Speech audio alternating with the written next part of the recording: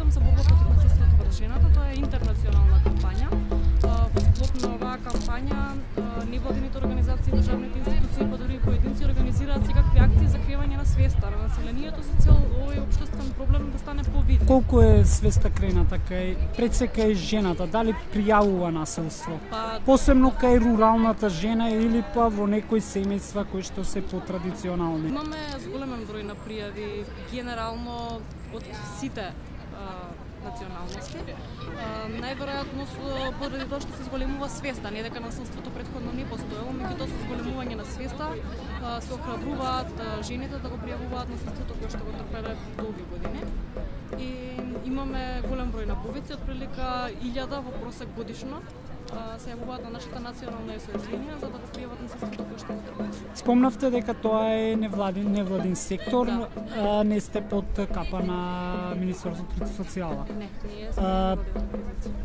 Кои услуги им ги давате на граѓаните ако пријават насилство? На жртвите на семејно насилство, значи имаме SOS линија која што функционира 24 часа, националната SOS линија 153315. Вршиме на линијата кога се јавуваат и пријавуваат, вршиме упатување и советување на жртвите кои што го пријавуваат насилството, нудиме едукации за жртвите на семејното насилство, односно психосоцијална поддршка.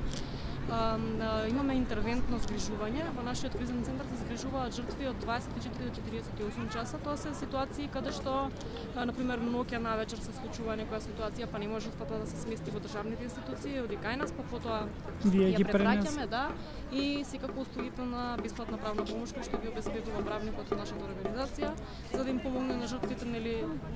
Дали сметате дека државните институции, згрижувачките центри доволно работат на превенцијата да ги заштитат жените и ако пријават, дали жените после тоа се заштитени? Со оглед на ситуацијата, односно на колкави се можностите, и центрите за социјална работа преземаат нивни активности и ги згрижуваат по тоа жртвите во државните шелтер центри, се со оглед за тоа на капацитетите кои што и тие веќе ги имаат. Најверојатно го даваат максимумот кој што можат да го обезбедат и тие. Меѓутоа секако треба да се превземе поголема одговорност.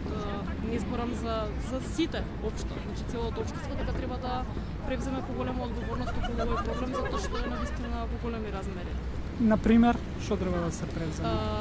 Да се работи поактивно со жртвите, затоа што како што гледаме се случуваат посериозни настани во последно време.